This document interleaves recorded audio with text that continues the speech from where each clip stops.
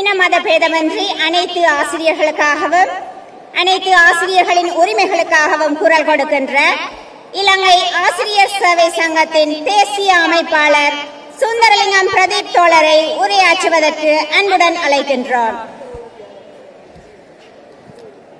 අභිමානවත්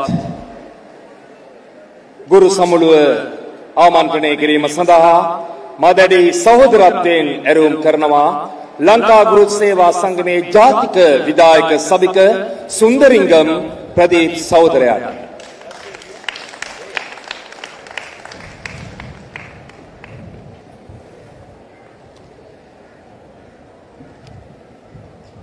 இலங்கை ஆசிரியர் சேவை சங்கத்தின் கௌரவமிகு இம்மாநாட்டுக்கு வருகை தந்திருக்கின்ற தேசிய தொழிற்சங்கத்தின் தலைவர் தோழர் லால்காந்த் அவர்களே, இலங்கை ஆசிரியர் சேவை சங்கத்தின் பிரதான செயலாளர் தோழர் மஹிந்த ஜெயசிங்க அவர்களே, அதே போல சந்தன ஆராய்ச்சி தோழர் அவர்களே, மேடையில் அமர்ந்திருக்கின்ற இலங்கை ஆசிரியர் சேவை சங்கத்தினுடைய நிர்வாகிகளே, அன்பார்ந்த ஆசிரியர்களே, அதிபர்களே, உங்கள் அனைவருக்கும் முன்னேற வந்தனங்களை தெரிவித்துக் கொள்கின்றேன். இன்றைய நாள் இலங்கை வரலாற்றில் பொன்னெழுத்தால் பொறிக்கப்பட வேண்டிய ஒரு நாள். வடக்கிலே யாழ்ப்பாணத்தில் இருந்தும் முல்லைத்தீவில் இருந்தும் கிளிநொச்சியில் இருந்தும் சகல மாவட்டங்களில் இருந்தும், அதேபோல் கிழக்கிலே மட்டக்களப்பு, திருகோணமலை, அம்பாறை போன்ற பிரதேசங்களும், காலி, அம்பாந்தோட்டை, நாடு முழுவதும் இருந்து பல்லாயிரக்கணக்கான ஆசிரியர்கள் நாட்டினுடைய மாற்றத்திற்காக அணிதிரண்ட மாநாடாக இந்த மாநாடு திகழ்கிறது. அன்பார்ந்த ஆசிரியர் தோழர்களே, தோழியர்களே,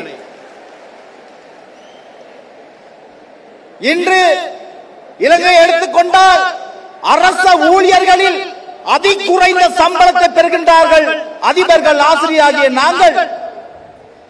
எமது சம்பள உயர்வுக்காகவும் எமது உரிமையை பெற்றுக் கொள்வதற்காகவும் நாங்கள் காலமாக போராடி கொண்டிருக்கின்றோம்.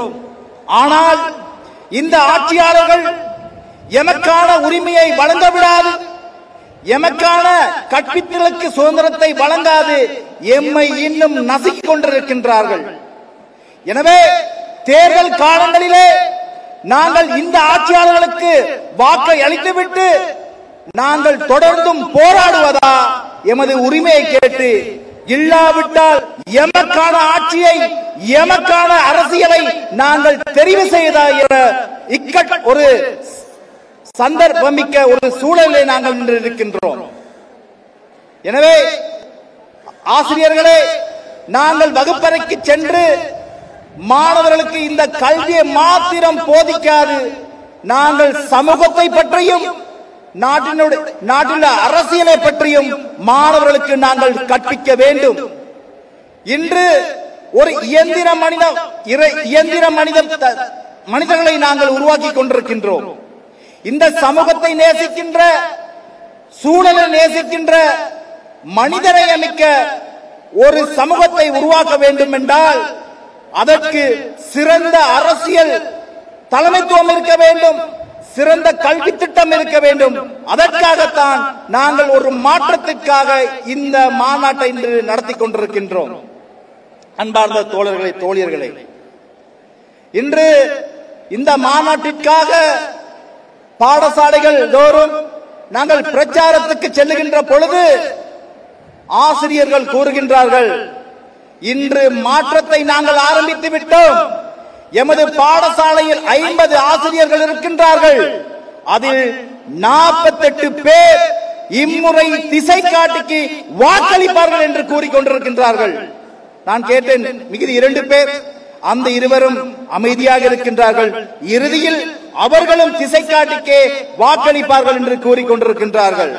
எனவே இன்று நாடு முழுவதும் சகல பிரதேசங்களும் அரச ஊழியர்களிலிருந்து கிராமப்புறங்கள் மக்கள் வரை இன்று மாற்றத்தை விரும்புகின்றார்கள்.